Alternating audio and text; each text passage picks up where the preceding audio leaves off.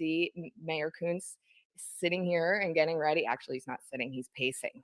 So we're going to get him on and we're going to talk to him about what his plans are after, after November, and then get a chance to talk about the big feather in his cap, which is the Confluence Parkway project, which I know a lot of people have some questions about, including myself. So the questions that we're going to get some answers on are not all my questions. So, right, this is all about community interaction and community outreach. So a lot of the questions and comments that are going to be coming through have not come from me. They've come through, people who have been like, oh, I know you're going to be talking to the mayor. This is what I want you to cover. And I'm like, okay,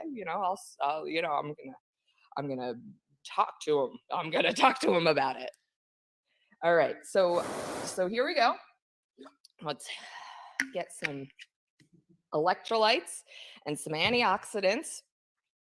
And we're going to get Mayor Kuntz all set up here. And so just so you know, just a little bit of history on this Confluence Parkway project. It is honestly a huge deal, because as we move forward into like the next decade, we're really looking at a huge increase, not a huge increase, but just a steady, okay, I think that's fair, a steady increase in the population, right? Like a 1% increase, even if it's just a 1% increase in population every year, after about a 10-year, we're looking at 100,000 more people in our city.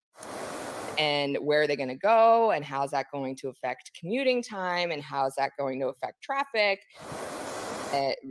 commuting in and out of town. So thinking into the future, right? That's the way that you have to think of how this is not going to affect us now, because obviously it's going to affect us now with the construction. It's going to affect us now with with being disturbed in our everyday commute now. But I think having people who are invested into the future of what this community is going to look like and how it's going to function is really where all of this is coming from. And I want to get this camera set up because you're so tall. But so just give me a second, because he's tall. And we need to. There we go. Now I got you. I'm like, I can't have the mayor on with his head chopped off. I know. I'm trying not to. So, but just point at the sky. Nope, I'm not gonna do it. There you are. I got you. All right.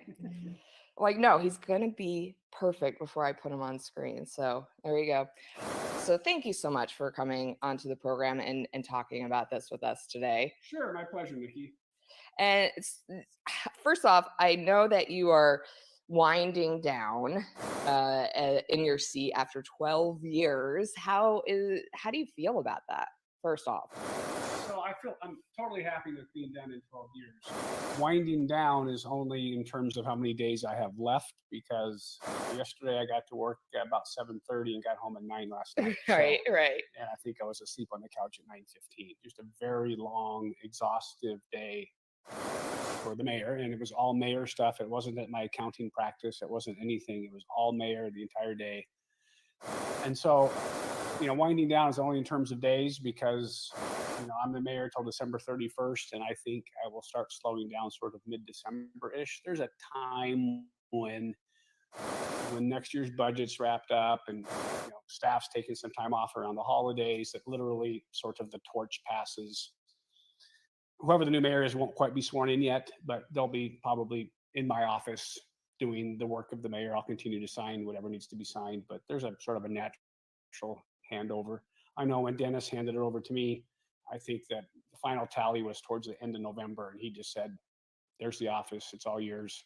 Is there I think that was the hardest month I ever worked without getting when paid. he was handing it over. Yeah. It's just like, that was a ton of work. Yeah.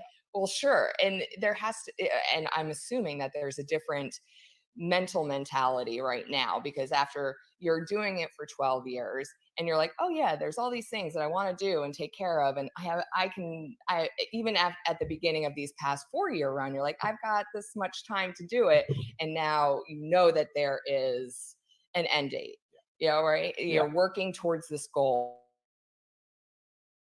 of finishing up whatever it is that you want to finish up at a certain time. So now it's like, okay, let's get this done, right? Yep. And I think for me, to be honest with you, it is sort of the background to Confluence Parkway. You were talking about that a little while ago. So, we've got the money.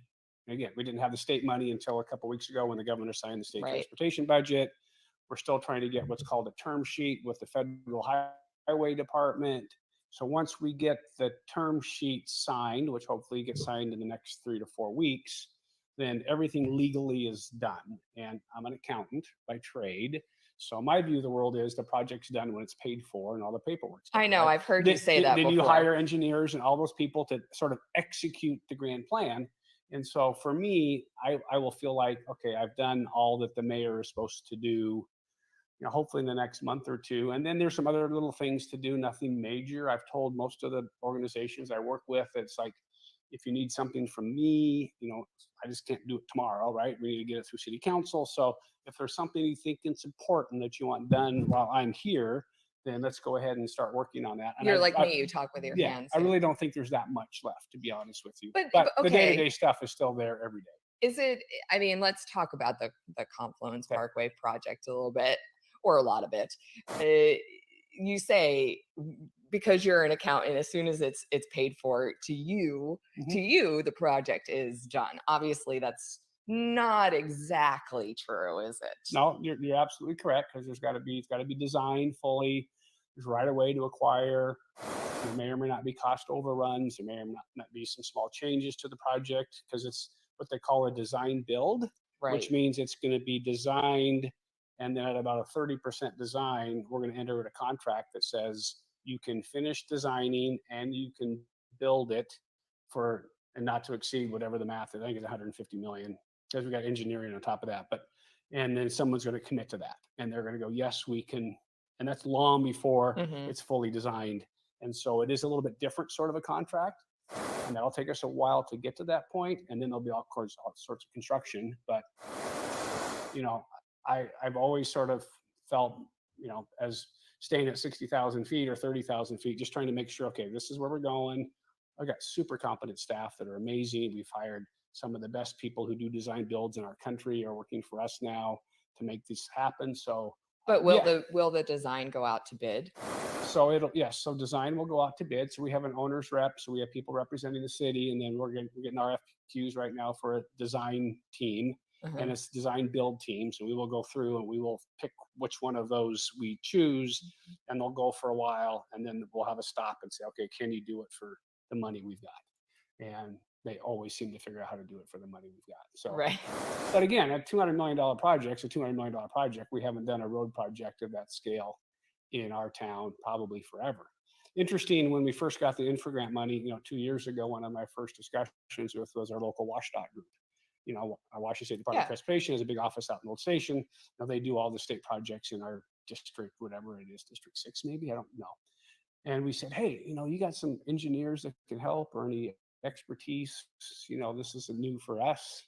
They said, we've never done a $200 million project before. Why do you think we're going to help you? And so it really was a sort of an aha moment, like, all right, this is going to be us sort of figuring it out on our own. Yeah. But And do you think that's how much it's going to cost? Like, it'll cap out about 200 million? yep, Because I've yep. seen different. This is going to be a $117 million project, a $190 million So a lot of project. it is just sort of based on not the way we put our grant packages together, right? In whether we sent to Washington, so there's different components of the project, and they didn't agree to fund all of it. So, Hmm. part of Confluence Parkway was some stuff in East Wenatchee, and there was some stuff other places. So they said, we're not doing that. We're not doing that. We're doing this. We're doing this.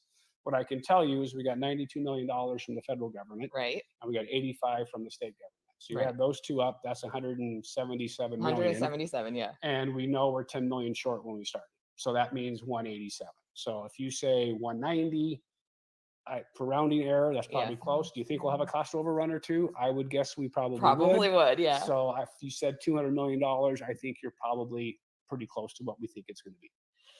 Okay. Yeah, I mean, that's pretty conservative. Yeah. But it is coming also from grant money. So Yes. you Cities of Wenatchee do not have $200 million. right. Right? Cities of Wenatchee will have a hard time finding $10 million. But Sure. as I've told, I have a running argument with Laura, who works for me at City Hall.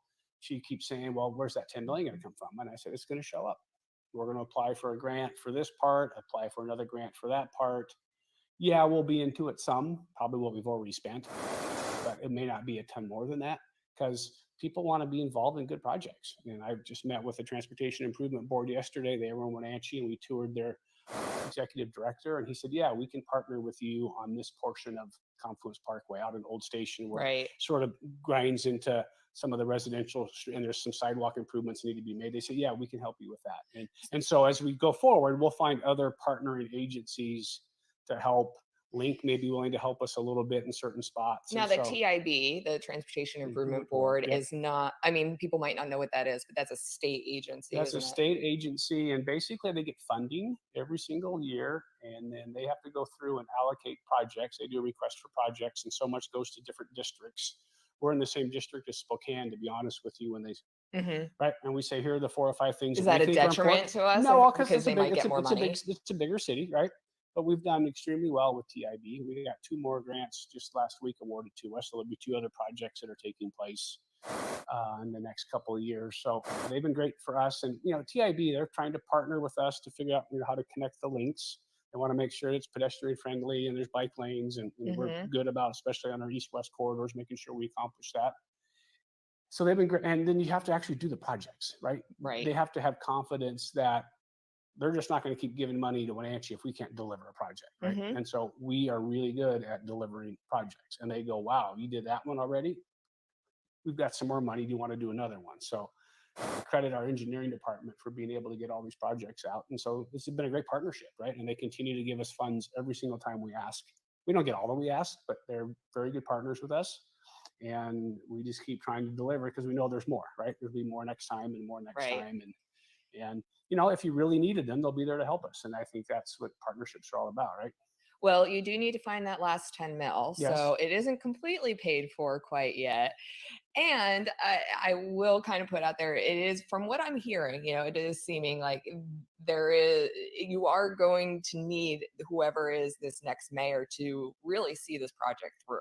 Yeah, I think so. I think, listen, there's tons of decisions that mayors make, right? Yeah. All sorts of decisions that until you're sitting in the seat, you don't know what they are, right? Yeah. And made one this morning. It's like there's just a lot that goes on. And so again, you have great staff and but there's going to be times when they're going to go, "Mayor, you need to call this person and you need to ask for this." Hmm. And then but you don't want to overuse that, right? So I don't want to have to call Senator Murray every other week, right? Hmm. But when Senator Murray or Senator Cantwell hear from me, they go, "It must be important the mayor's Sure. calling," right? So Yeah. you got to be really careful about how you use the mayor card to get things that you want, right? So staff sometimes tease things up, and then it's like, so I got to be real careful. When is the time for me to get involved? And so I think you just got to be patient about that. And the next mayor is going to have the same thing, right? Yeah. Yeah. Okay. Are we going to have some cost overruns, or we can change the design? What do you guys think? We should do it the right way. We need to go find $10 million. Where do you think we should go find it? Yeah. Let's go meet with our legislators, Mike Steele and Keith Gaynor and Brad Hawkins, and see if there's a pot of money there. Go back to you just Well, go there to all are those different spots and you just keep looking until you find something. there's several different aspects to the project too, Hmm. right? There's several different layouts, Yep. Yeah. because there's the actual bridge, and there's widening of the walking bridge, and so could they maybe do part of a project and not the whole project? Yeah. So you might find someone who, hey, we got money for paths and trails. Right. Good. We're rerouting a path and building another trail. So you want to help partner with that, right?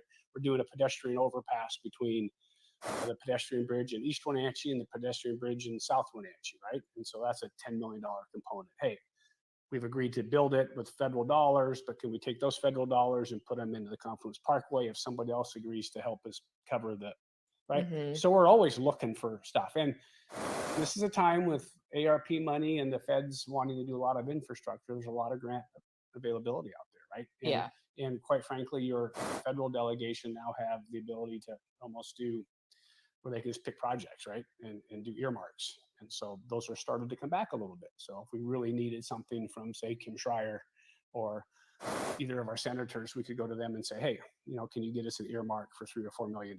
I mean, the project's already federalized, which Yeah. means it already comes with all of the paperwork that the federal requirement comes with. So if more federal money doesn't ruin the project, right? Sometimes if you do small projects and it's just funded by the state, and you go, oh, there's a federal grant. Sometimes you get $1 million of federal grant and it costs you $1.5 million to do it because of all the paperwork that comes with it. So Sure. sometimes you don't want to have a federal project. This one's already federalized, so more federal money doesn't come with any additional cost to us. So it leaves everything wide open. And again, if you're in political office, it's way higher than mine. You want to be part of projects that are going to get done, are going to improve people's lives. And so, we had Secretary of Transportation Pete Buttigieg in last fall, and he was excited about it. And so, again, we just keep. I've learned in this business, you're going to get told no a bunch of different times, and things are going to, and you just got to keep plugging away. Something's going to happen that's good. Something's going to happen that's positive, and I've got all the faith in whoever the next mayor is going to Hmm. be able to help the team get it to the finish line. Well, I give you and your team a lot of credit on this project. The Confluence Parkway project is what we're talking about today, right now, with Mayor Coons, because there was a lot of hurdles to get to where you are right now on this project. I mean, before we talk a bit more about what those hurdles are, I mean, why is, and I alluded to it a bit more before we got you on, but why for you is this project so imperative for our community to get invested in mentally and emotionally for the future? So I'd say there's two or three things. Obviously, as you mentioned, our community is continuing to grow, and the Hmm. projections are, 1% a year for a while. So that's another, we got 35,000 in the city of Wenatchee. So that means we'll be at 40,000 before you know it.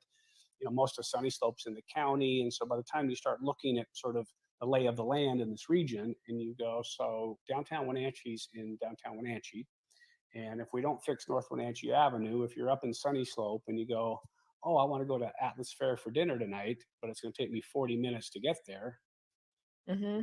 that hurts your downtown. So what if it only takes you 10 minutes to get there? Oh, that's a better choice. Let's go downtown. And if Atlas Fair is busy, maybe we'll go across the way and go to Gastropub, or we'll do something else in town. So you want to make sure that downtown's accessible. And what we've known by looking at North Wenatchee Avenue is that thing continues to sort of get more and more congested. Hmm. We had fires, the Broadview fires, and people couldn't get out of this town. And so I think it's really important that we come up with another way north to connect to on your way to Leavenworth, or connect on your way to Chelan. And we got to remember, lots of people drive from Chelan to Wenatchee to work, or drive from Leavenworth to work, or vice versa, drive from Wenatchee to Hmm. go to work in those two Yeah. communities. So that's a very central hub for all of traffic activity. And you know, listen, I think that where we're putting Confluence Parkway, if you were to back up 50 years ago, you would have said, we need to find another corridor. But nobody set that aside 50 years ago, right? So now here we are trying to look 20, 25 years ago, going, we need another one. And this, quite frankly, when you looked at all the alternatives to head north, this was the only one that made any sort of sense. And so it's a little complicated because it's in the Huron Natural area for certain portions of it. It Right. does reroute the recreational trail to some degree. Actually doubles the size of the pedestrian bridge that goes over the Wenatchee River. It'll be twice as wide. And, it's where all the link buses are going. It's just that it is this sort of the way. And so it really made sense. We studied a third bridge. Do you put a bridge in downtown Wenatchee that goes to East Wenatchee so that people could go on Sunset Highway to get out? I mean, we studied all of those different options, and everything came back to we need another north-south Mm. way out, and then widening North Wenatchee Avenue to 6 lanes, or seven, because there's two in the middle, and some spots are so. To make it to 6 lanes, all of a sudden you're taking out every business, right? Because at Yeah. that time, so it's like that didn't make any sense. So this was really, I think, the best way to look at it. It came to me about just right after I became mayor, the engineering team was like, okay, this is what we're thinking about, working with the Transportation Council.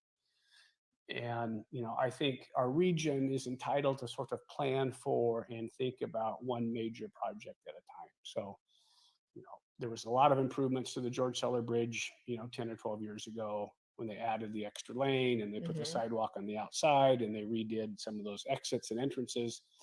And I think the improvements over by Fred Meyer have been very helpful in getting cars. So we've done some improvements, and then I was like, okay, what's next? And Confluence Parkway was clearly next.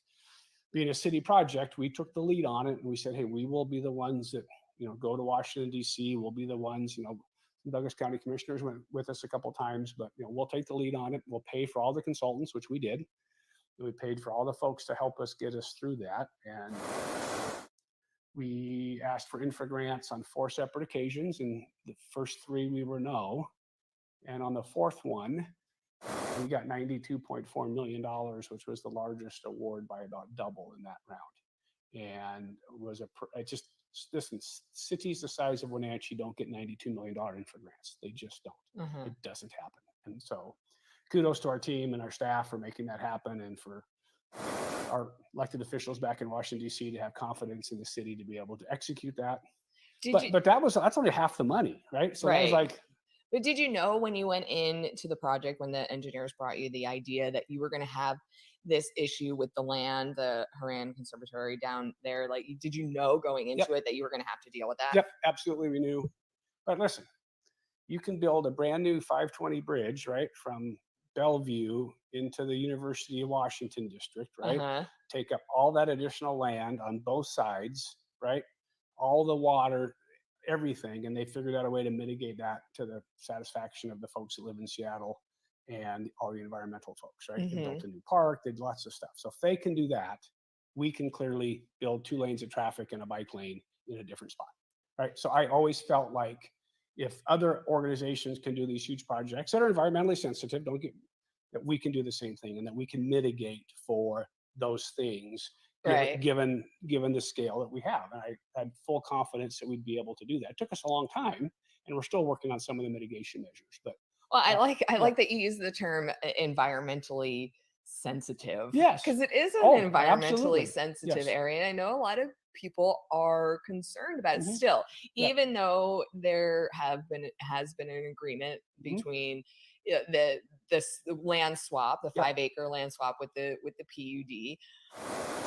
But I mean, the PUD, I mean, it was $80 million on the line, like with the PUD. yep, But going forward, I know people want to make sure that hmm we're still doing right yep, by the environment and seeing that through, hmm even with the land swap. yep, absolutely. I mean, we've got to make sure we're working. The PUD has the ability to work with us on all of those sorts of things. There's noise issues, there's light issues, Well, yeah, there's all that's sorts of issues that are important to our region. And one of the benefits of the land swap was that you could get some ordinances, right, yeah, for the noise yeah, that the PUD couldn't. yes, yeah. But the other thing that's sort of, I think, so there's 2 sides to every coin, right? Hmm. So we are developing a land swap with the PUD, so we actually have to acquire some property that's, if you and I were going to walk down, there's in the Haran area, right? But Hmm. it's owned by private landowners, right? One of the private landowners is in right now for a 96 unit apartment complex. So you could have a 96 unit apartment complex in Right. the Haran Natural Area.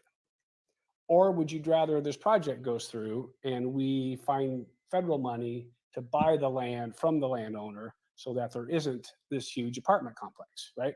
I I'm look at sure they would like neither. I would like that as victory. But again, when you do zoning, right, Yeah. and it's in our whatever waterfront zone, and it's zoned for all of those things, and a private party purchase it, knowing what our underlying zoning is, Hmm. they have a right to do that. Sure. So we are actually, when you start thinking about the alternatives, if you're a big, if the Haran Natural Area is big to you, right, and if we didn't do this, then you're going to end up with a bunch of apartments down there, right, and everything can stay the same, and you'll have another 100 people living in the Haran Natural Area. And I don't think any of us wants it, but that's the alternative if we don't do this. And so Why would it be zoned for that in the first place? it's again, when you zone, how do you want to zone it? What should we zone it? Well, if it's in the Haran natural area, You why you would you it you be would able to be zoned for Okay. apartments? So when you look at the flood plain, when the river floods, right? Yeah. It's not all the way down in there. Okay. It's sort of right by where the PUD has their switching yard, right on the other side of that. Okay. So Yeah. right there on Thurston, Yeah. not Thurston, whatever the street is. The Columbia. Yeah, well, as it turns, and they've Yeah. got all their little switching yards and all that. It's just right on the other side of that.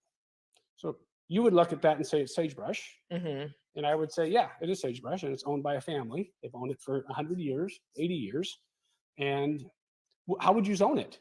I don't know. You can't develop. That's not a zone. Okay. Residential mixed use. I mean, what you got to pick a zoning. So it's zoned so they could build residential, right? And Yeah. we need residential. So again, when you look at zoning and you say it's been zoned that way forever, and those guys have rights, right? They have rights to develop. So the fact that we're going to go in and purchase this land, leave it in open space forever, is a plus. But people don't ever think of that. They're like, well, the natural area, there's going to be some more noise or more light. Yeah, there is, and we're trying to mitigate that. But don't forget that we're also preventing a huge development from taking place in the spot where we don't probably want that to happen. And so there are lots of pluses that people don't always think about, because you don't always think about, well, what could happen if they didn't do this. Hmm. And some of that stuff is stuff that you and I wouldn't be that happy with. Yeah, there's always going to be parts of a project that people don't know about, right? And they're only going to see what's being reported on, and so, man, I don't want you to like spill the beans Right. or anything like that, but I want people to see the importance and like get behind and say like trust the decisions that are being made Yeah. in the way that they're being made, because you're making them for the betterment of the whole. Yes. And Yeah. and listen, I'm not the only set of eyes, right? Or the Right. next mayor will not be the only set of eyes who gets to say how big's that wall going to be, or what's it going to look like, or how tall is this going to be, or there's going to be a whole bunch of eyes on that. A bunch of engineers, our engineers, your next mayor, your entire board of directors of Chelan County PUD, and others and their staff will all be looking at it to Hmm. make sure that we're trying to do what's in the best interest of the region, to make sure the road has the least impact as possible, right? Yeah. But I've heard people call Confluence Highway, right? Yeah. Excuse me, it's a parkway. So what's the What's speed? the difference? So 35-mile-an-hour speed limit, Okay. not 65. Okay. Okay. I don't believe there's going to be any stoplights. Okay. Okay. There might be a couple little jetties to turn, but for the most part, once you're on the parkway, it's like one straight shot to the next one. and you're on your highway to Chelan, right? But you're not going 50, you're going 35. Hmm. And there's sidewalks, and there's bike lanes, and it's a parkway, and it's designed to bypass a little area, which is exactly what it's doing. And so, I think there's misconceptions with, they're building a highway. Why is it only 2 lanes? They should build a 4-lane highway. We can't fit a 4-lane highway there. It's not a highway, it's a parkway. And so, again, we're just trying to add 2 more lanes to the north-south, right? Okay. So if I'm in Chelan and I'm coming and trying to get to Confluence Health for my appointment, I can do what you do now and go down North Wenatchee Avenue, or I can just take the parkway and I'll dump in around Denny's. All right. Right? Those are sort of pick and choose. You're leaving town, you want to go to Starbucks or get a hamburger, go down Wenatchee Avenue. You're just trying to get out to go to Leavenworth and take the parkway Right. and do the loops and work your way up. So just trying to add another 2 lanes so that people have options getting in and out of our town. Well, you said you're trying to do things to mitigate the noise. Mhm. That's been another concern. But, if you're trying to do things to mitigate the noise, people get worried about the aesthetics of what it might look like. This is Wenatchee. They want to keep it that small town feel, not have the big barriers like Seattle and the highway there. So is it going to start looking like that as we get forward another decade? No, it shouldn't. It's interesting. So you think about it, I don't know how many times I've been on that trail section now with every consultant you could possibly have, right? Sort of walking, sort of what we're thinking this is going to look like, whether it's PUD commissioners, and every time the train goes by, and we can't even talk, right? Right? We have to wait for the train to go by. Yeah, that's a good point. One time we were walking, and I'll get the term wrong because I don't know what a large amount of geese would be called. Is it a flock? It's a gaggle. A gaggle, perfect. So a gaggle of geese come by, and we can't talk either, right? Because the geese are making so much noise that we just have to wait for the. So it's not like there isn't noise there already. Okay, now, and a car makes a different sort of noise, right? Than It's a little bit more constant, right? So sort of a humming, but it's not like there isn't noise there already, right? So we want to do is we're not going to be able to mitigate. We'll help a little bit. The stuff we build will help with the train noise to some degree. We can't fix the gaggle of geese or the whatever you call them. No, Um, it's not what I call them. It's just the if that's name. what it is, Yeah. I trust you on that. Okay. And we'll do our best to mitigate the car noise, right? So Yeah. that's what, and again, our noise consultants, car noise doesn't go up and down. It sort of goes this way and it stays at the tire level, not at the hood. And so it's like, what do you need to block? And does it go up and drop? Or, I mean, what is it? So there's all these consultants that have chimed in on all of that sort of stuff. In my backpack, which I didn't bring with me, I actually have a noise meter thing with me now. A DB, a Whatever it DB is. I hit the button, it tells me how meter. many. Yeah, yeah. Because the consultant was like, "This is how many decibels it is," and it's really not that much. And so, but people don't always understand that whole concept. So again, we have with exhaustion done so much work on all of those sorts of things. So Do you ever just look around and be like, how is this my life? I am standing on the side of a road with a DB meter. Yeah. You're like, hey, I just, this is pretty cool. listen, This has been a pretty cool run. mayors get to do lots of stuff, right? And if that's what it took for me to understand more about noise than what I knew before, then I'm willing to do that. And I think it's what you do. It's like, and other jobs as assigned, right? And you don't know what those are going to be, right? And so that's the part about this job is you just never know. You never know. I had a schedule for Monday. My Monday was not even close to what that schedule was, right? Because something came up and I got in the middle of something that took priority over the rest of the stuff. And that's just how Monday went. So it's just like, that's just understand that you don't have you may have a calendar and you may have certain things on there and you may get to them and you may not. It just sort of depends. And so, yeah, it's just, I think if you care, then you're willing to sort of walk around with a decibel meter and sort of understand what the noise levels are, right? And let people know that you care because you've got one, right? And I'm like, yeah, this is what I'm doing. this is what we're doing. We're in a meeting now and we're talking, and this is going to be louder than the road noise by a couple of decibels. So when you think back, 12 years before you were just starting or just getting into it, and you had your preconceived notions of what being a mayor was going to be like, and now you're kind of thinking about what not being a mayor is going to be like, what sticks out in your mind as the one thing that you're like, I did not think it was going to be like this? I don't. For the better, for the great. Listen, there's things that I remember when I first became mayor. It's like I went up and there's this pile of papers to sign, and I'm signing cemetery certificates. Okay, so if you are buying something from the city, at the city of Wenatchee Cemetery, either a plot or a niche, you're having a contract with the city. So who signs contracts for the city? Me. So right. So like day 3, I got 20 cemetery certificates. I didn't. No idea I'd be signing cemetery certificates. Didn't know that was part of the job. Right. It's just like bizarre. Okay, Yeah. got to do that. Okay. Bizarre So little check tidbit. check that on the list.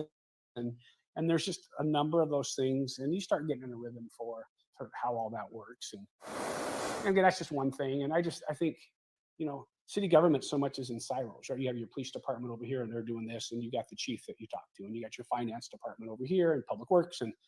But there's only one person who knows all of that stuff, who can put it in their mind and go, oh, we're going to do this, and this has an effect to the police, and this has an effect to public works, and I got to make a decision here, right?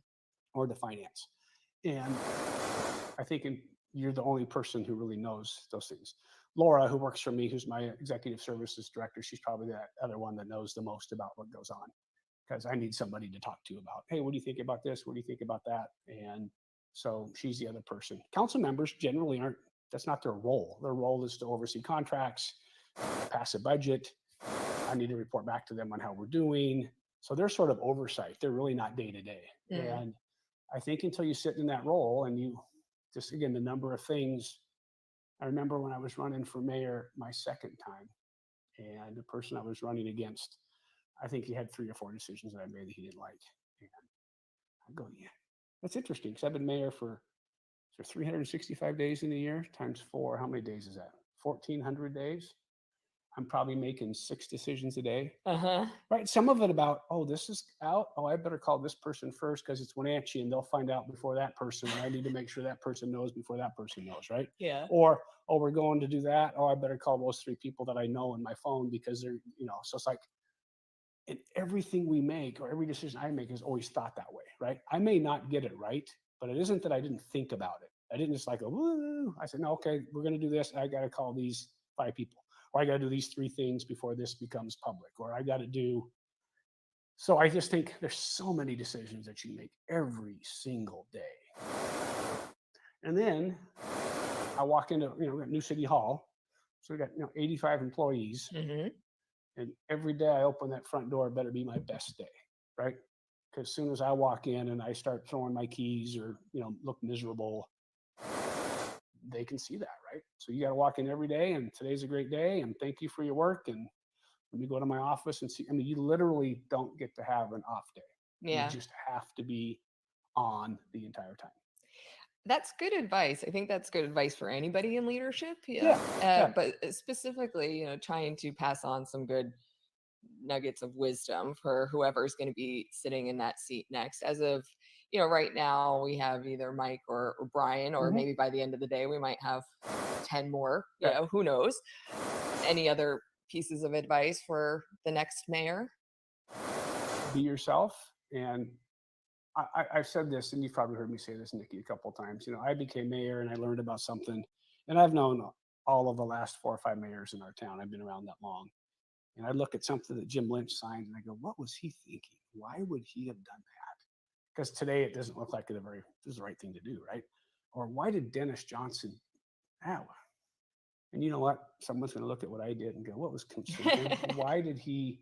So you don't take it personal because I was just making the best decision I made with the information that I had at the time that I had it, right? Mm. And things change, and not all of the decisions I made are going to be the right ones, right? You hope there's more right ones than wrong ones, but don't feel bad if someone's got a different idea or a different plan. And there are a couple of agreements that I signed that I knew when I signed them, and the council approved them, and I told them and there's a couple that have come back to haunt a little bit, but I don't take it personal, right? Yeah, You just do the best you can with the information you have, that and is and be superb confident advice. and be confident with it, and know it's not perfect, and you're not going to make everybody happy, right? That's fantastic advice. Just as simple as we remodeled City Hall, right? Yeah. And we had a budget for it, and the first time we went out for budget to get a contractor's bid back, it was way over what we had budgeted. So Mm. all right, let's stop for a minute. Let's look at what they said. And there were some things that were in the plan that we go, you know what, we don't need these fancy acoustical tiles. We could just do normal acoustical tiles. And we don't have to have all of the marble saved. What if they saved most of the marble? And so we were able to cut out, well over $1 million. We went to bid again, and the bids came in like $3 million less than the first time. And so we were like, we are on. But part of that was we had some council members that said, well, just get rid of the windows. No, no. I know you're pretty proud that you came in at budget but for that yeah, federal but building. again, we've got 85 employees in there. Don't you Yeah. want them to have like natural light and their skylights? I don't know if you've been in it, but it's super cool. And it's like, no, we got to do this. This is because we're, and so you have to be bigger picture. You have to say, no, we're going to hold to this. Because as we sit here today, Nikki, and you look around our state, and you look at organizations, any kind of organization, it's like trying to hire engineers, right? So everybody's got money to build stuff, and nobody has engineers. WashDOT out here is short, I think 7 or 8, Mm. right? All the big cities are short engineers. We fired 4 engineers in the last 4 months, Mm. 2 seniors and 2 juniors. Why? Why are they coming to Wenatchee? Got a cool place to work, Hmm. cool projects, and you and I think it's a cool place to live, right? Right. Yeah. Okay, Why am I here? Yeah, exactly. So it's like, we didn't have windows, they wouldn't show up, right? So you got to stay, right? Our police department, right? We have budgeted 45, we have 44 officers, right? In the last 3 years, we've gotten 3 from Seattle. We just got 1 from Austin, Texas. Why are they coming here, right? You try to make it a cool place for us to live, for them to work. They may like to enjoy hiking or skiing and other physical attributes, but also if it wasn't a great place to work, they wouldn't come here. So you can't lose sight of that you're competing against other governments throughout the country, other organizations for your talent, and you want to make sure that you're a preferred place to go to work. And we've tried that really hard, especially over the last 6 or 7 years, to make sure that when we compete with people for employment, that we're winning way more than we're losing. Yeah. I mean, as And that we benefits the city. That benefits everybody that lives here well, if we're hiring great people. we're constantly, especially coming out of the pandemic, we're constantly trying to always improve and Yeah. always trying to get better. And we're thinking about the future, and the Confluence Parkway project is part of that improvement. But as you are going to be moving on, what areas do you think are going to be, well, okay, where do you think that we can improve as a community, as its relation to city government? So here's, I'll put my 10 years from now, here's what's going to happen. So you have the four major governmental entities in our region. You have the cities of Wenatchee and East Wenatchee, and you have the two counties, Chelan County and Douglas County, right? The two biggest economic development in our history of our two counties are happening as we speak, one in unincorporated Douglas County and one in unincorporated Chelan County, that will completely change the structure, the tax structure of our entire region. And I believe you're only as strong as your weakest link in terms of, because we're all, whether it's Douglas County Sheriff's Office or sometimes coming to things. I mean, we all got to be working at this thing together, because that river divides us, but it shouldn't. And so the city, since we annexed Old Station 8 or 9 years ago, has really, from a financial standpoint, been one of the leaders of those four, right? We managed to get lots of grant dollars, great economic development, lots of large construction projects. You've seen a lot of apartments built, PUD building, just lots going on. Stimul's redone a bunch of stuff. So we've had enough money that when people come and say, hey, can you give us some money with this for this project or that project, or Help in America PAC, we've been able to do that. And some of the other organizations have maybe not as much, right? That's all changing. So all of the money is now going to sit with those 6 elected officials, your 3 Chelan County commissioners and your 3 Douglas County commissioners. If you were to ask me, my biggest concern right now, it's for the city of East Wenatchee, because they do not have the ability to grow. They tried to do an annexation and it got rejected. And if you can't grow and take a little bit of extra money so that you can, in our instance, redo Lincoln Park, or put $1 million into Met-Hal Park, or put $300,000 or $400,000 into Kenzie's Landing, or the trailhead at Appalachia, or any of those things, right? It's like, we're not just taking the money and just going to stick it in our savings account. We're going to put it back into the community so you can see things. And I want all of our organizations to be able to do that, right? And I think as those winners and losers change, if you were to ask me what keeps me up at night, it's the city of East Wenatchee not being able to do an annexation, not being able to get the revenue that they need to take care of their citizens. And that worries me. We're okay for a while, but we're also 6 or 7 years from not having any more development left, right? There's some stuff up in the foothills, the Triad development, the Philippine property. So there's another, 1,000 housing units or so, and then we're going to be done. I don't know where we go next, right? And that's going to be for another mayor to figure out. But understand that those Microsoft buildings, the 6-pack in Douglas County and the 6-pack in Malaga, are the largest things. And remember, they pay property tax to whom? The counties, sales tax to the counties, and the two cities will get thank you for coming, and maybe someone will buy a cup of coffee while they're in town, and we'll get 13 cents. But I'm just telling you, when you look at that, be happy for a region, but understand not all of that trickles into all of the governments equally. So is there anything that the residents, citizens, community members of Wenatchee, Chelan County can do to help support that initiative? Yeah, I think understanding that the city is inside the county and that we should be partnering more and more and more, not less and less and less. And when the counties get sort of regional dollars, which they get some pass-through dollars from the state, it's okay to spend some of that in the city as opposed to spending all of it in the unincorporated areas. Because if we create economic development in the city, then the county gets a piece of that too, because they get some of our sales tax and they get a big chunk of property tax, right? And so we should be able to do this together, not quite as much of well, we're just going to support the unincorporated areas because the city's got the city handled, and the city of Chelan's got Chelan handled, and we're just going to deal in the unincorporated areas. I think that's a little short-sighted. Right. Yeah. But that's been an opinion of mine forever, right? Because you got to remember, I'm the mayor of Wenatchee, right? It's always Wenatchee first, always, and then it's the region second.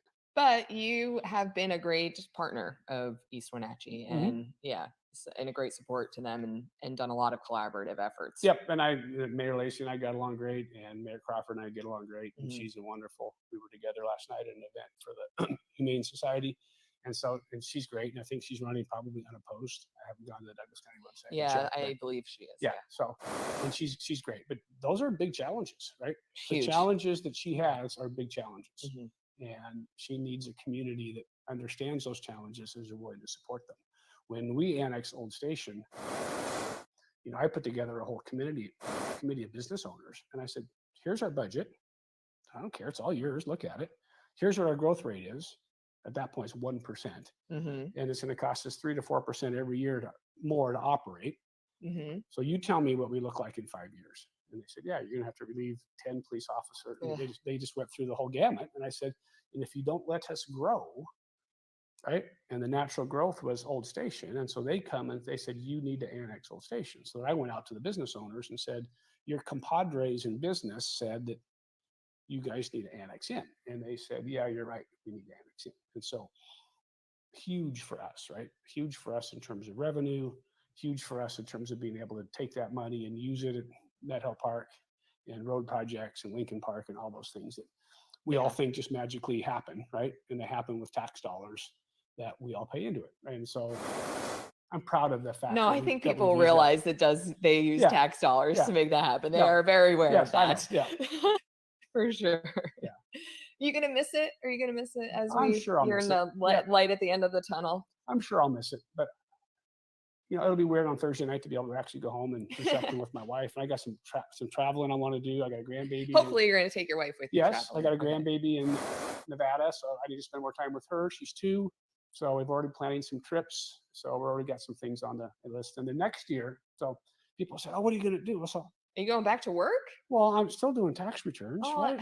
well, Yeah, yeah. just did 800 tax returns last tax season. So next April 15th of 2024, I will have 4 months All of right. nothing. So Okay. I'm just blocking it out. You I'm, are t- I'm just telling my waiting. tax clients, don't call me. I'll be back after Labor Day, You and are we're gonna going to be on go. a boat somewhere. I've got a few little things I want to do. I want to take my daughter on a trip. She turned 30, so we're going to do a little daddy-daughter trip, and don't know where. Chrissy and I will do some traveling. There's lots of fun stuff to go do, right? Hmm. I still have never hiked Kolchak. Don't hold that against me. I just haven't done it, so I'm going to hike Kolchak. I got some things It's I want because to you're do. standing on the side of roads with a decibel Yeah, meter. I know. Yeah, maybe Yeah. I'll take the decibel meter to Kolchak and There you see. go. Yeah, but I heard I can't even See, park near the parking lot because there's too many people. So I got to find it during the week to do it. Yeah. see, So very telling. there's some things that might even just around here that I want to do. So Well, I wish the best for you, thank you, and good luck in your next 7 months. thank you. Thank you for being very generous with your time and energy today. We appreciate it as we move forward. This is an exciting time for the community, and I know for you as well. So Yeah, it's thank all you. great. You're welcome, Nikki. Thank you. Yeah, we'll see you again soon. All right, take care. Thanks. All right, there you go. Lots of time here with Mayor Frank Kuntz of Wenatchee, and he's got what, up until the end of the year as the mayor of Wenatchee until he hands it over to somebody else. As of right now, I haven't refreshed my browser here in a while, but the last time I checked, it was Mike Poyer and Brian Campbell who have filed in the Chelan County Elections Office for mayor. So it might be just a 2-man race. We got no ladies running this year. Man, I just need to. I'm taking a couple of deep breaths after that one. That was a big one. Woo-wee.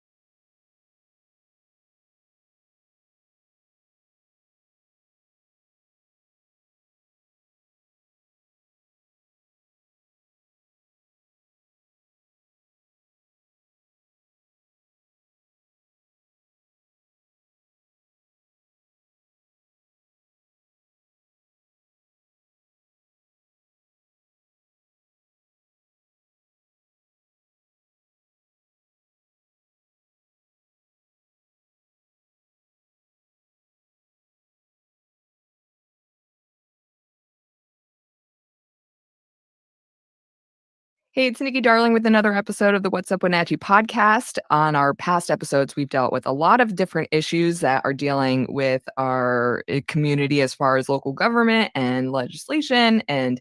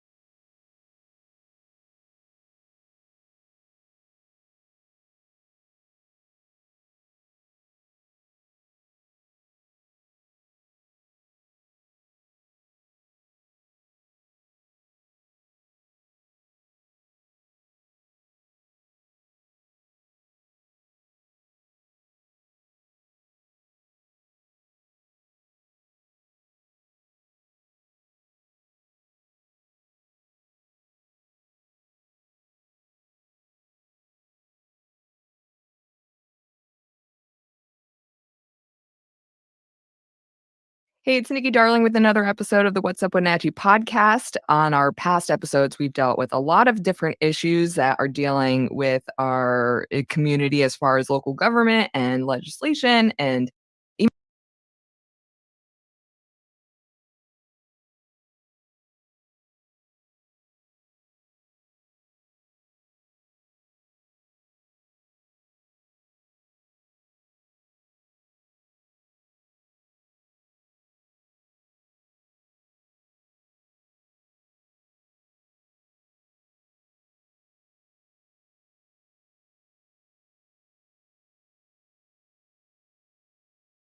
I'm going to get a chance to talk with the current sitting mayor about a lot of those issues. We do know that he is not seeking reelection in the next go around. So that is bringing up a lot of question marks for the leadership in Wenatchee. And we know a couple of different people who are thinking about maybe running for mayor or that have said they're not interested. So we're going to we made a conscious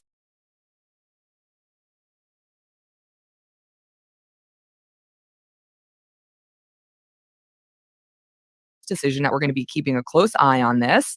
And I have gotten an exclusive with one of the candidates who it's the declaration comes up next week. So we are pre-declaration for making the decision to run for mayor. And this guy is going to sit down with us for just a little while today and tell us why he is excited for running for mayor, why he's made this decision, and just give us an idea of he's all about. I'm very happy to introduce to the What's Up Wenatchee audience to the future mayor of Wenatchee, Mike Poyer. Welcome to the program, Mike. Thanks, Nikki, for having me. Y- Seriously, this is great. It's an opportunity to show people what I've been doing and what I want to do for the future. So, I mean, like, let's start right there. Like, what have you been doing most recently? I think I know because, like, I know you and I follow what you have been doing and I know your family, and we can kind of talk about that in just a little bit. But for people who aren't familiar with you and your work in the advocacy of this community, what have you been doing most recently? Yeah, most recently I've been on the Schland Douglas Transportation Council, and that helps with the Confluent Parkway. And the current mayor, Kuntz, he spearheaded that and he did a great job.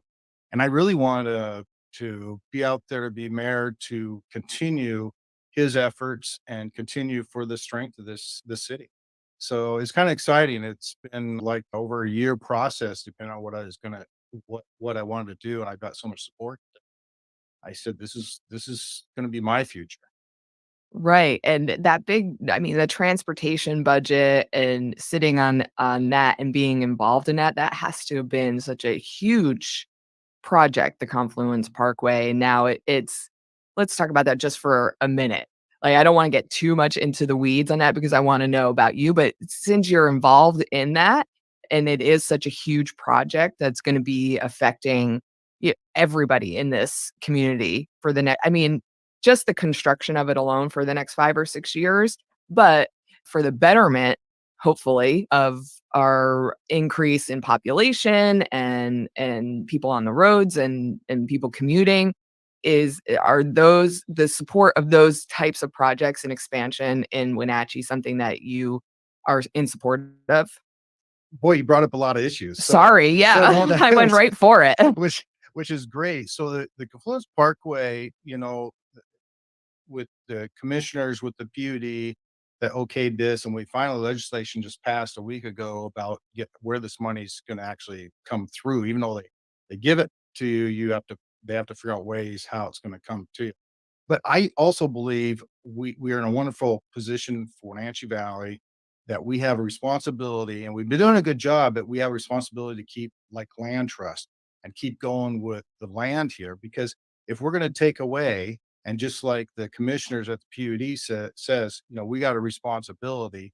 Everybody has responsibility. If you're going to take something, then put it back. The nice thing is about this, we have the land that we are transitioning over, but I also believe the future for me is to look for more land Mm, for land trust or more land for us as people enjoy our valley. But I've always believed the Confluence Parkway for the next 20 years, 20 years from now, if this wasn't happening, there'd be a lot of frustration as you can imagine with traffic. But I want both. I want to relieve the traffic and I want to now start looking for even more land for our future. So and it's interesting because you brought up households, whatever. I'm also on a different board okay. that's there's 1,000 households projected in Wenatchee by 2050. So these are all future based on statistics of what's going to happen and what we need to do. Yeah. I mean, I don't think Wenatchee is getting any smaller as far as population. People just it is a place that people wanna keep moving to or retiring to. It's a nice place to live and raise family.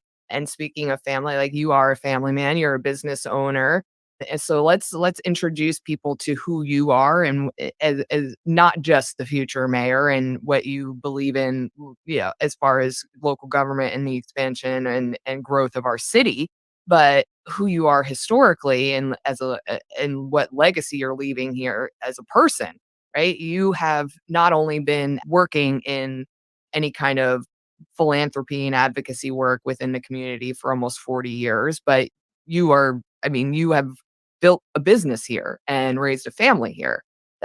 I mean, that is a big deal for people like me who aren't from here can really look up to somebody like you and say, this is a place that I could do the same thing. Sometimes I take things for granted. What you just said puts a smile on my face. Starting from 8 years old picking cherries, and everybody has picked cherries.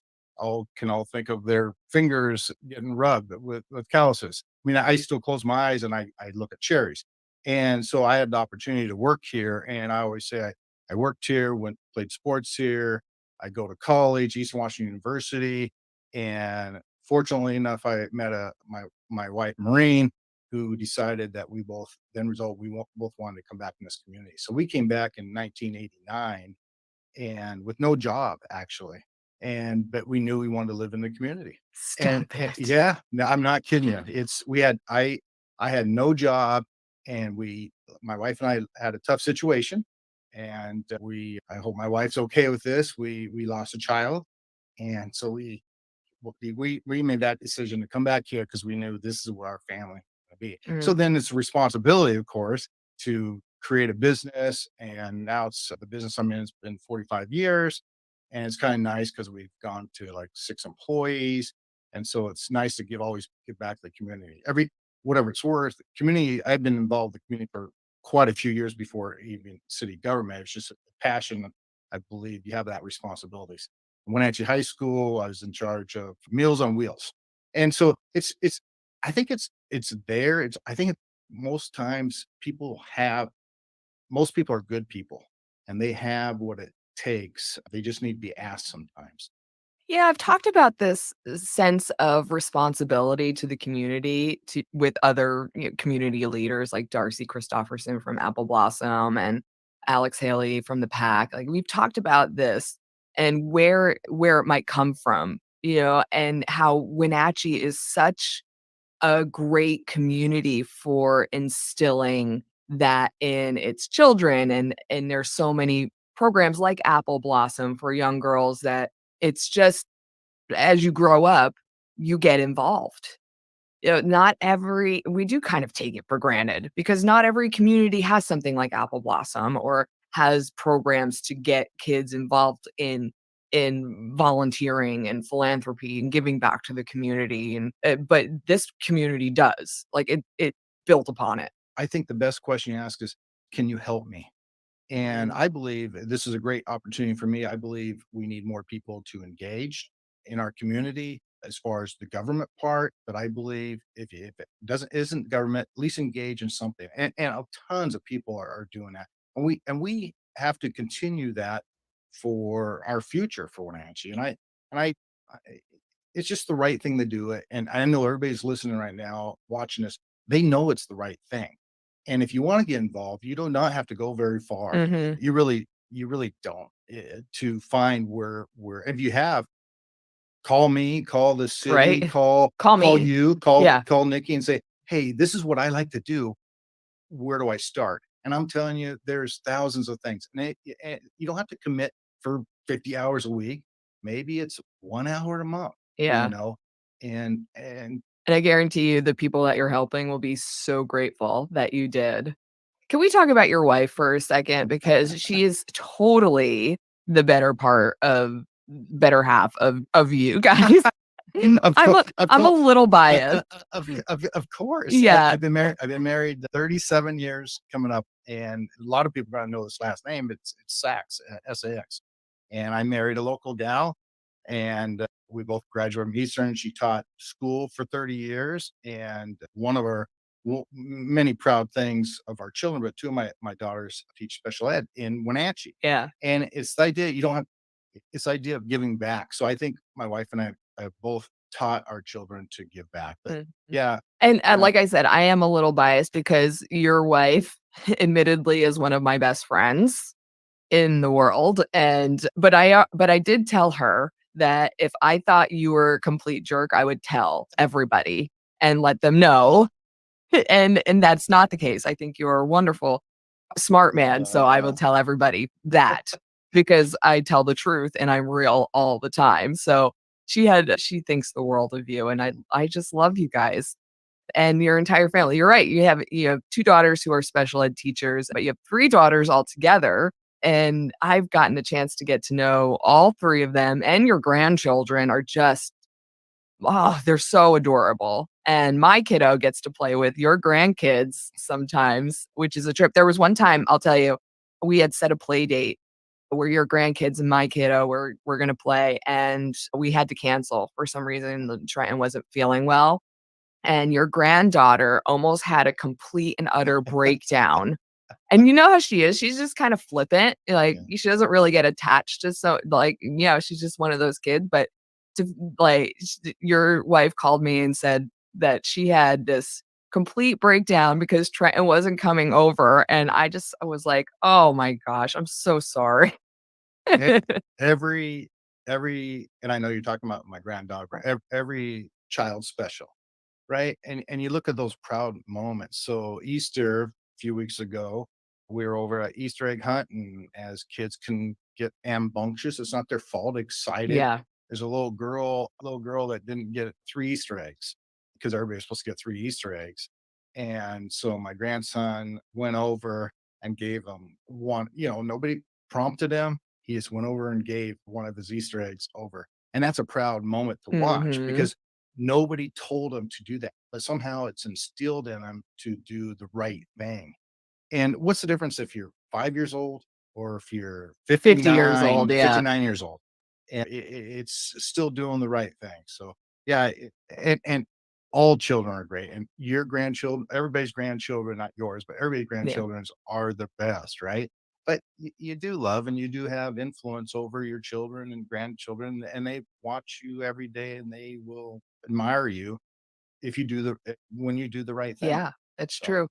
And you know what, Mike? Sometimes doing the right thing, no matter if you're 5 or 59, doing the right thing is not always the easy thing, right? Like your grandson handing over his Easter egg, probably really difficult, right? yeah. Doing the right thing. So even at 59, making the decision to run for mayor, bringing it back around to that, even though it is the right thing and you know in your heart it's the right thing for the future of this town as far as leadership goes, and you're in that position to be a great leader, it's probably not the easiest decision.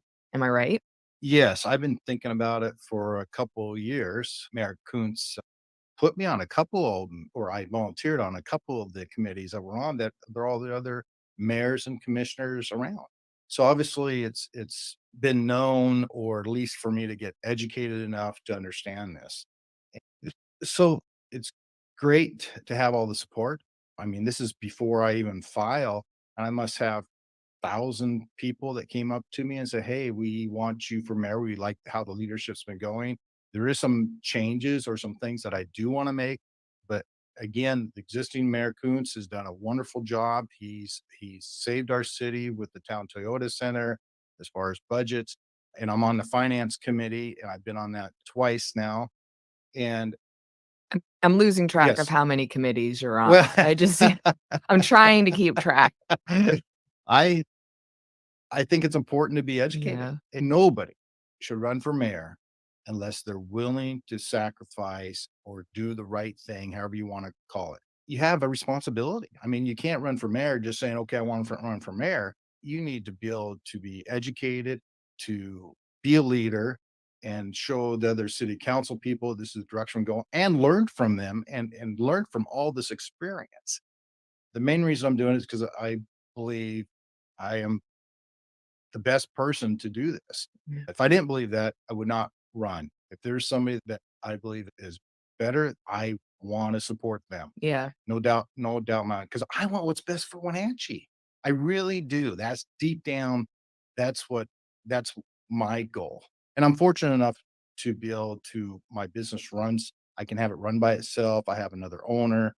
And so my commitment's gonna be that I'm gonna let my business now run Uh-huh. with a new owner, a part owner on it, and then dedicate it even more so to the city when I'm there. So it sounds like you have a pretty good relationship with Mayor Kuntz.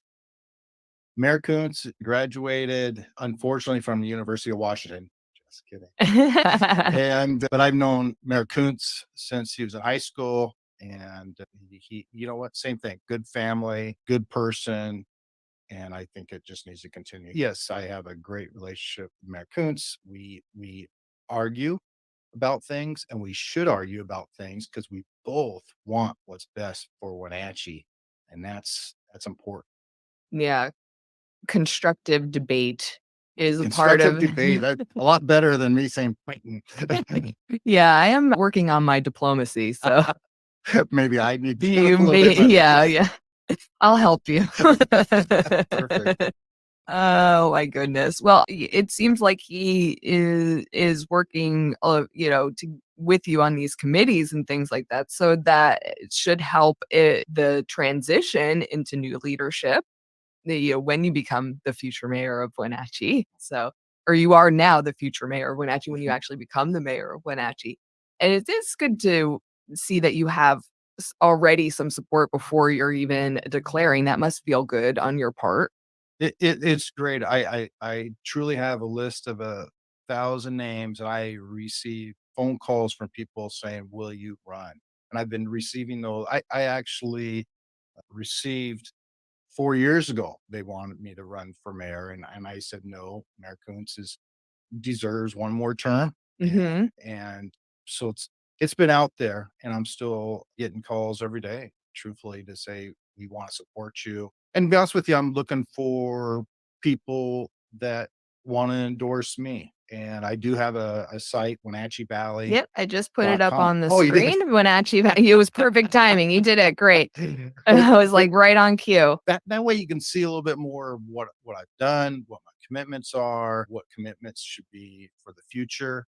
But yeah, I'd love for people to sit there, even if you sit there and say, "Hey, I don't like what's going on." Hmm. You know what? That's what I want. Yeah, Because if I can get people that want to help me, that's important. Important is you call the beta constructive. I call constructive debate. Yeah. debate. It helps us all to realize as long as we keep our open minds, it's like, oh wait, I forgot about, gee, we need to get some more land over here because we took away some land over here. We need those conversations. Right. I think sometimes the general community forgets that the mayor or people in their local government who are in leadership are human beings as well. Right. And we're all fallible and we're all trying to do the best we can with what we're handed in any given situation. And even when you are in the leadership position of mayor, a lot of people are going to agree with decisions that you make.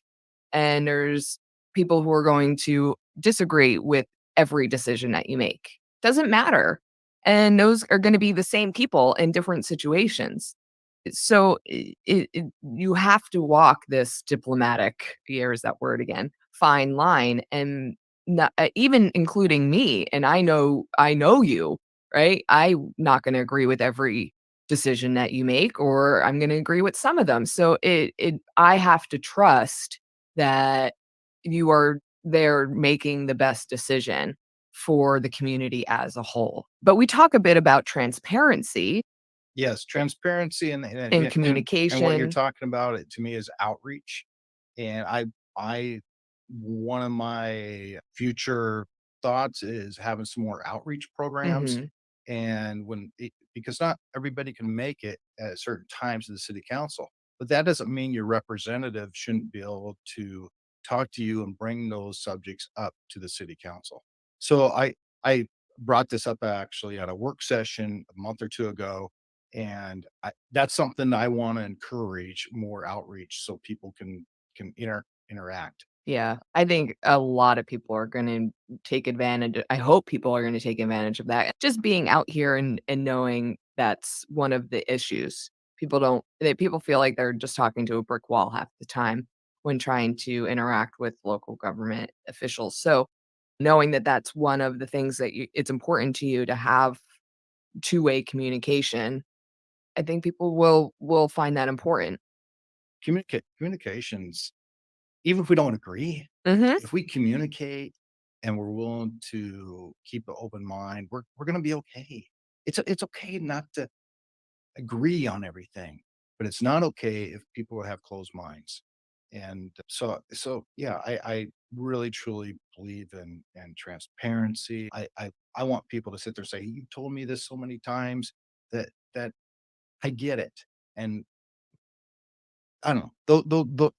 The government is it's just people, right? So Well, people get a little iffy and punch drunk when we talk about politics yeah, nowadays, and just the word politics, it brings up the just memories or visuals of extreme right or extreme left or Democrat or Republican, and it's very divisive, right?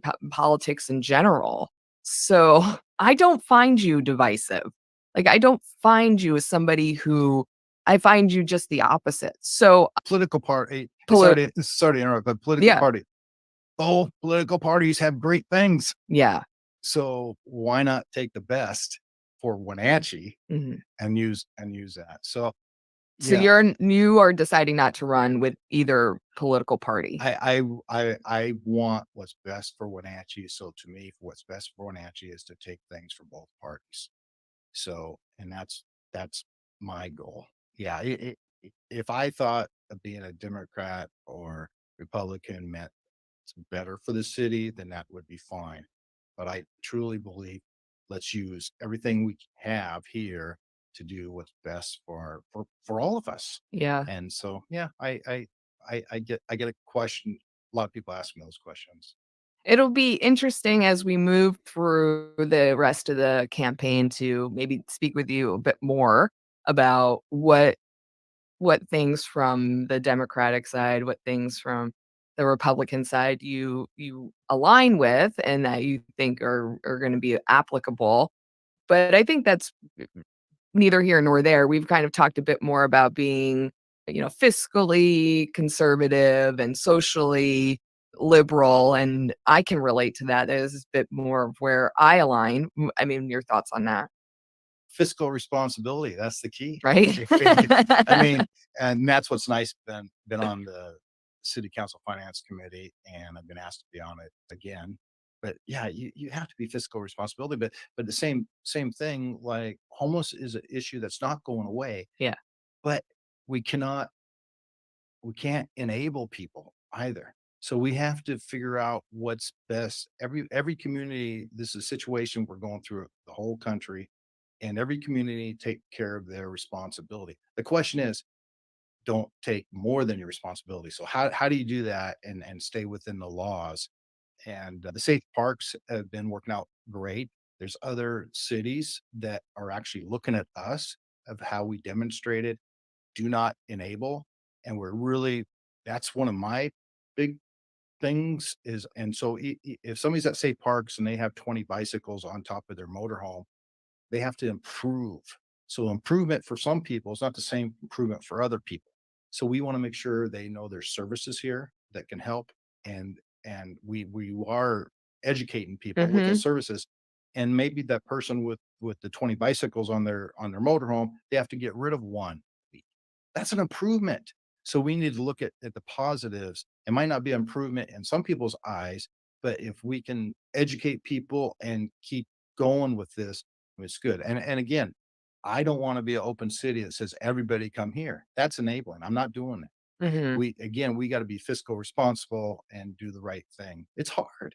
Well, again, It's hard. you have to remember that they're human beings too. Just like you or the mayor or anybody else, like we tend to either put people up on pedestals and forget that they're human beings, or we put people down in the dirt and forget that they're human beings having a human experience. So let's try and just be nicer to everybody. It's somebody's mom, it's somebody's dad, it's somebody's child, Mhm. it's somebody's brothers, it's somebody's sister. We have to have compassion, but same token, you do have to be fiscally responsible. It is hard. This isn't it is easy, and most of us know people that have issues, mental issues, or drug issues, or alcohol issues, and it's no easy. There's no special sauce. Mhm. It's just Wouldn't that be it's nice? not. Yeah, wouldn't Yeah. that be nice? Yeah. People think there is, but there is. Yeah, It's hard work. it's hard It's work. hard work. It's hard work for everybody, and everybody's out there doing the best that they can. But again, people are good people. Mhm. I'm looking in this camera saying, "You're good," because it's true. Because I do believe humans are good people. Innately, yeah. What does your I know you're really close with your family. I love like, you live next door to your daughter and grandchildren, My and my your other daughter lives with you. my oldest daughter bought our house that our children raised in, and it was too big of a. It was getting. It's like 3,000 square feet. And it was too big, and they started a family, so it was the right thing for them to buy our house, and then we built the house, Right a next small a door. small house next door to them. Yeah, Mhm. yeah. So Are it's you good. kicking yourself in the butt because of that one? Or you love it? we we overall it's a great thing. And then my other daughter Emily is about a mile away, and her husband, and they have a young daughter. So Mhm. yeah, no, it's Are they excited that you're running? I think they know I think they believe I'll do a good job, so Mhm. they care about the city too.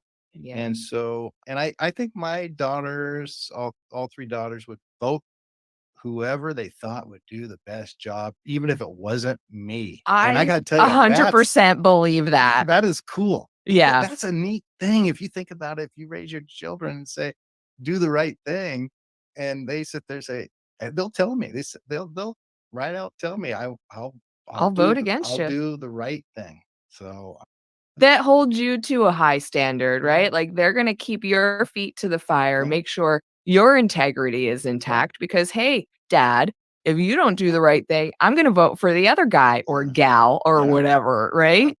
Yeah, I like that. To me, that means I my wife and I raised them. We did okay. Yeah. yeah. You guys did a great job. Well, Mike, this has been an honor to have you here and talk about this Yeah. a little bit. But well, if we can, we'll get you back on. I know it's going to be a busy season for you going forward through the campaign. We've got the primaries in August, and then we're going to breeze through the primary, and then we'll see you in November for the election. So we'll want everybody to get out there, get registered to vote, and check out what Mike is all about at WenatcheeValley.com. You can see all of the different boards that you've been sitting on over the years, check out your history, and also send in an endorsement, which would be awesome. So, any kind of personal or professional or political experience that maybe you've had with Mike in the past, you can write that in and it'll be highlighted on the website, WenatcheeValley.com. And we'll see you out there on the campaign trail. Thank you. This was fun. Yeah. I like this. Oh, good. I'm glad you had fun because the rest of the campaign's going to be crap. Uh, Thanks, man. thank you. Today is the Transgender Day of Visibility. And on the What's Up Wenatchee program, we like to look at things and different aspects, on all aspects if we can, and try and get all different parts of the story. So we're going to bring different people on the program today to look at this issue and look at this situation. And we do have the Trans Day of Visibility down at Memorial Park a little bit later on today. But, I would say maybe about maybe 5 to 10 years ago, a lot of people were looking for scapegoats and people to blame, really. And I think people were pointing fingers in certain areas, and maybe our law enforcement was one of those areas. And maybe that tends to be a place where people first look to go, well, maybe are they doing a good enough job? What are they doing? And I tend to think that they're doing a lot better job now than maybe they were doing a decade ago in the areas of diversity, equity, and inclusion.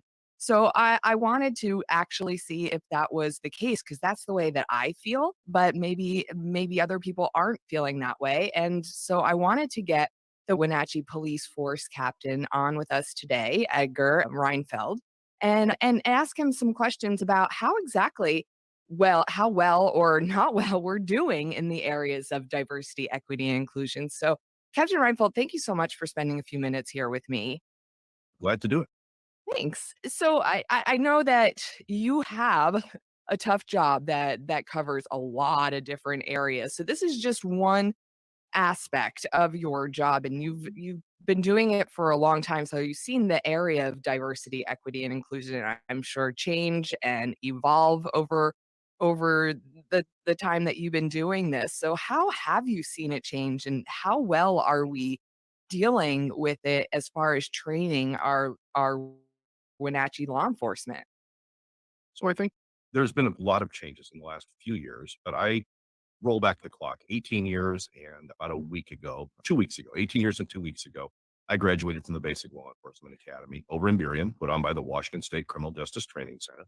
And I will say that during my BLIA experience, we had I believe, a 4-hour block of instruction that was provided by a civilian instructor from an advocacy group in Seattle that was about diversity. And it was a generic diversity. Today, it absolutely would have been spoken as diversity, equity, and inclusion. It was right in line.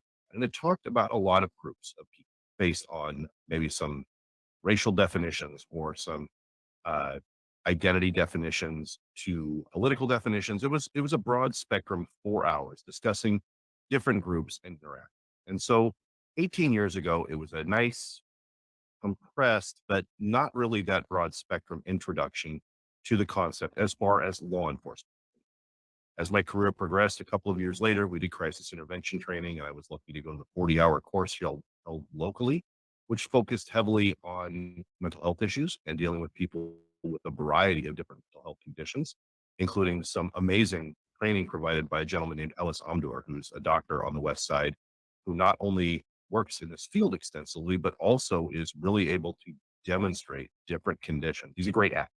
And so acting a lot of things and helping us find avenues and communication methods that were effective.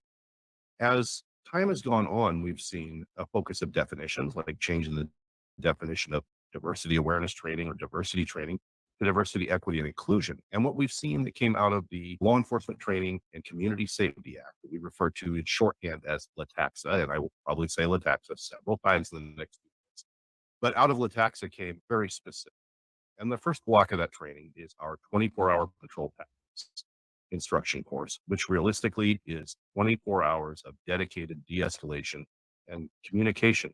One of the 5 tenets, like the most important of patrol tactics, is communication. And that's communication with everyone, regardless of their identity, their visible background, their apparent outward communication, communication, communication. So that's 24 hours of a 40 hours of required training that occurs every 3 years, every officer in the state of Washington. Though it's not required until 2027, Wenatchee Police Department has already trained 100% of our personnel in patrol, which means instead of waiting until closer to 2027 and having people retire and not training them, we felt it was important. So in the first 2 years, we got 100% of our staff trained through our local regional training center, which we also provided 5 instructors. So many, many additional hours of training to be instructors and then instructing people all over the state at our local. The remaining 16 hours are still in some parts being defined. But some of the elements that we've done here, and I'm going to kind of look down in a way to see my list here, but one of the classes we required as a department last year that was provided as part of LATAXA was a 2.5-hour course called LGBTQ plus core competence. And this course was created in conjunction with CJTC, but with a group directly involved in the LGBTQ community in the Seattle area to build this course. Another course that was part of this is the criminal legal system, structural inequalities, monetary sanctions, policy, and reform. And one that is we're requiring for 2023. Let me change pages here real quick. Where is it? Oh, is the the introduction to the historical intersection of race and policing. There's an additional component that is also has to do with policing the Holocaust and looking back at that, at a course that we will all be taking probably in 2024 as a department, as we will go through and do these courses so that we continue to expand the knowledge base and our historical perspective on everything that we do. With all of this as well, there's also a 2-hour annual crisis intervention team training that's required for all officers in the state of Washington, or they lose their certification. If you don't complete this 2-hour block of instruction, it doesn't matter if you had 400 hours of training that year, your certification is potentially forfeit by the state. And these courses each year vary. We had one year that focused heavily on autism spectrum, communication with people on the autism spectrum. Another year had to do with traumatic brain injury and how to effectively communicate with traumatic brain injury or people exhibiting signs of traumatic brain injury, which can, of course, manifest as other mental health conditions. Then one of the blocks has been about substance use disorders. And another block was literally officer wellness, how important it is to sleep as far as managing stress. And so each year, it feels like there's new elements being added in addition to large things that may come out of state law and changes in the legislature that could happen any day. LATAXA is a great example of that, where the legislature stepped up, built a package and said, this is now required. We've engaged it and run with it. It's about as fast as we can manage. I was really impressed with our department. Completed 100% of all of our personnel main course in 2 years. I will say our other local agencies are well on track to complete 3 or 4 year window and still well within compliance standards for this law. Everyone, all local agencies have said well over half of the personnel. And I think that's really super important that you got on top of that because there's so many things that are included and are being added to the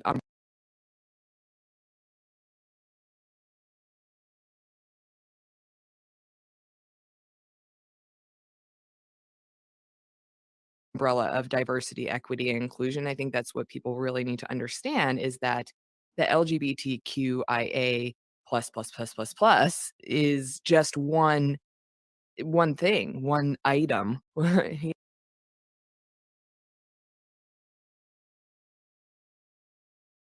under the big category of diversity, equity, and inclusion. There's a lot of other situations that would fall under that situation, right? So that would require DEI training. So because of that, do you find that maybe it gets lost amongst other maybe more critical or more emergent situations that are coming up within the community?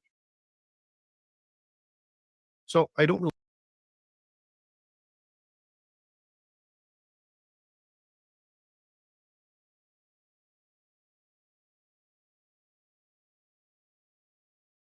really think this training gets lost, or the concepts of the training get lost. We do the big umbrella. People would like to look at police training and go, well, it's all about going to the range and shooting. It's all about fighting. It's all about driving like a maniac. It's all about doing the things that often are really fun things to do and drink. Your new recruits would really love that, wouldn't they? Exactly. Let's go to the range and shoot. That's a Yeah. fun day. Assuming you're shooting well. If you're shooting bad, it becomes very frustrating and miserable because you're going to be back and back and back until you identify whatever's going on. The driving part, if we're driving fast on a closed course, is lots of fun. We're driving really slowly backward.